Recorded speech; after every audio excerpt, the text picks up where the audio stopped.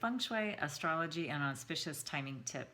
My assistant came to work today with a little bit of a sniffle and said, Kathleen, can you talk about health today in your tips? So this one's for you, Alice, and for those of you who might be feeling a little bit under the weather.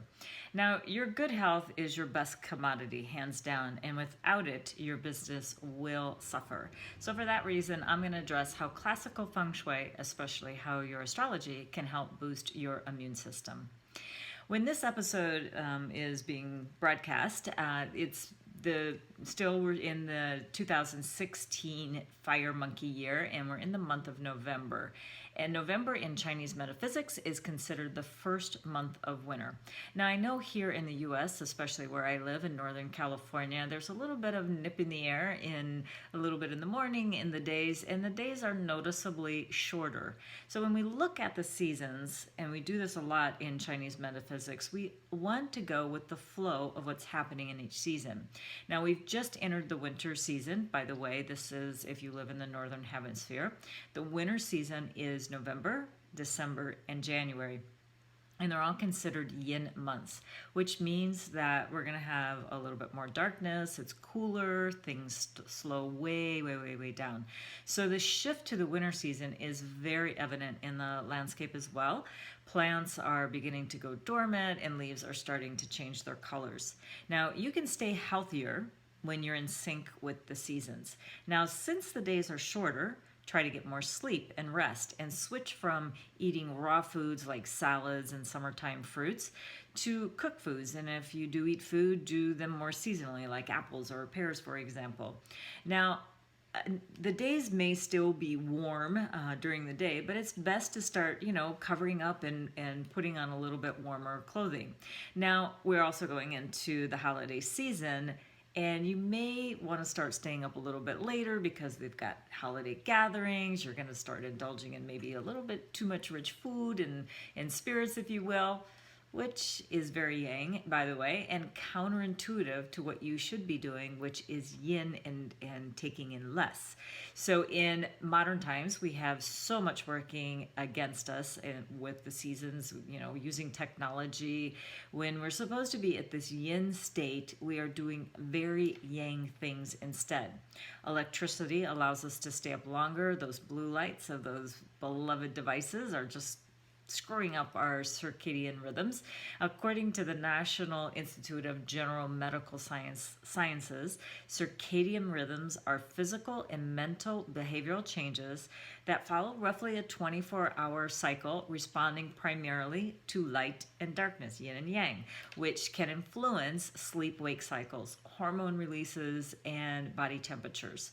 They have also been linked to sleep disorders such as insomnia and other things like obesity, diabetes, depression, bipolar disorder, seasonal affective disorder, because the light and the darkness is just not in balance. So when you're skewing it with artificial devices, that's where we're going to start seeing some problems. Now, when a person is constantly in a yang state of mind, and you know who you are, or you're going to know somebody that's like this because they're always stressed out and they're always burning the candle at both ends. And then you ask them what, their MO question is always going to be, oh, I'm so exhausted and I'm so tired.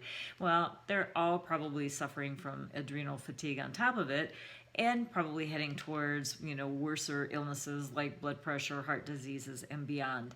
So, this really does make a huge difference in your life of getting, enough rest. So someone who's constantly on the go, obviously slowing down and incorporating things like meditation or meditative practices like yoga, that probably could help. But you've probably heard these things from your friends and family. And if you didn't heed their advice, you're probably now seeking the advice of a doctor. So now it's me, the Feng Shui master, who's telling you the same thing. So it is your lifestyle and you created it. So do you want to change it?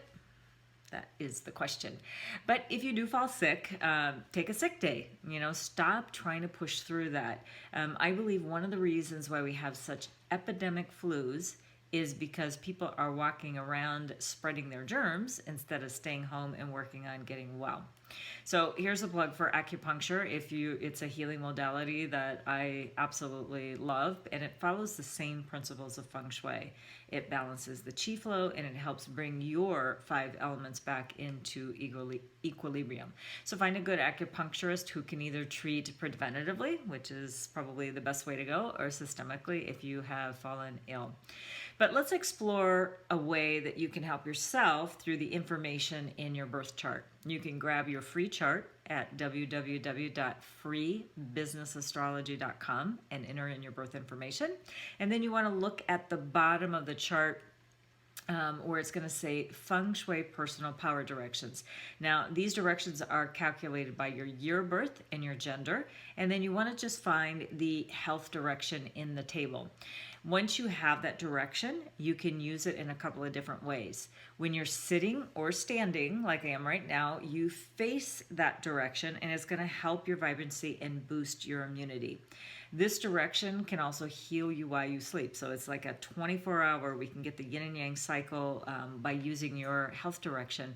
And again, you're going to be using that same health direction by putting your head, now once you lie down, it's towards that direction to get that healing benefit.